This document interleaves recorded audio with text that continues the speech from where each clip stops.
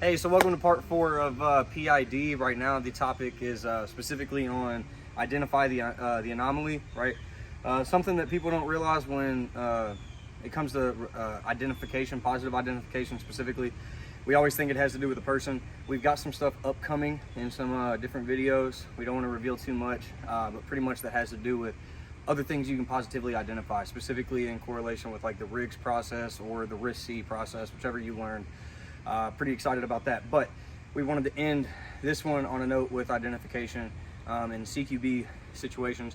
A lot of people have a misconception. I think Brass Facts did a video on this really well, a lot better than we're doing it right now, but still, hey, about how CQB and urban are different.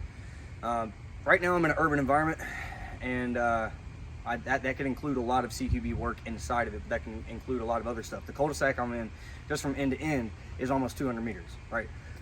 So that right there shows you that there could be a good need to identify things rather than just, hey, I know there's a target there, let me just go ahead and cut, okay?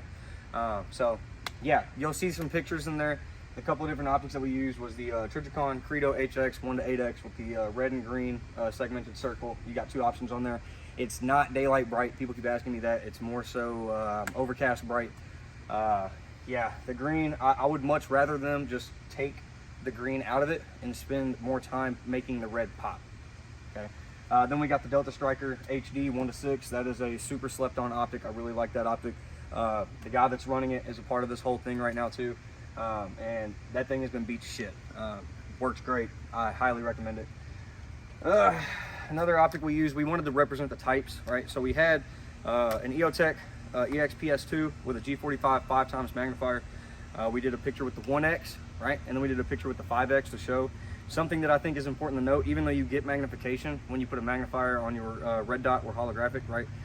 Something that I noticed, even with the best of glass, which EOTech has great glass, you start to lose finer details, which you'll see in the pictures. I think that stuff's kind of important, especially when you're trying to PID shit, and you'll see why, because we kind of have like a little gotcha in this whole part 4. So yeah, so you got a super clean image, but you start to lose details at certain distance. And hitting on that real quick, we were able to verify our distance from us to the target was 55 meters. It was not 70 meters like we thought the other day. That was just judging off the eye.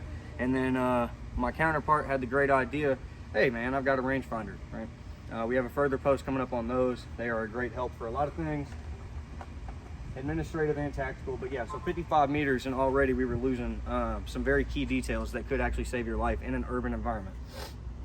Then we got the Vortex Razor Gen 2 1-6. I don't know if this is the E model or not, so don't kill me, but great optic, super simple, super clear glass. Something I really like about it is the disappearing bezel. Everybody knows about it. That optic kind of speaks for itself. It doesn't need an introduction.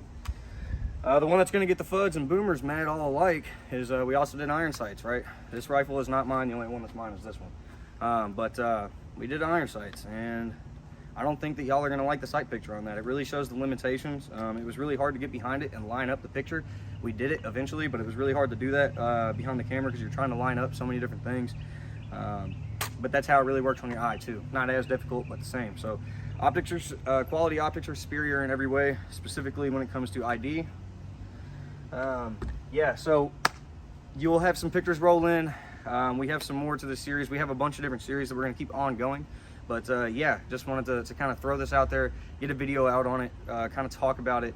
The reason that I think the LPVOs, me specifically, 1/3 of the whole organization now, thinks the LPVOs are kind of like the jack of all trades, specifically for a general purpose rifle, is because you can do CQB with them, you can do reconnaissance with them, you can, you know, just do pretty much what you're going to do without a supply chain to survive in a shutdown of the grid or a shit at the fan. So that's why I'm kind of harping on it so hard. But yeah, positive identification. We got further posts coming up on it. This one is Spot the Anomaly. So have a good one, y'all.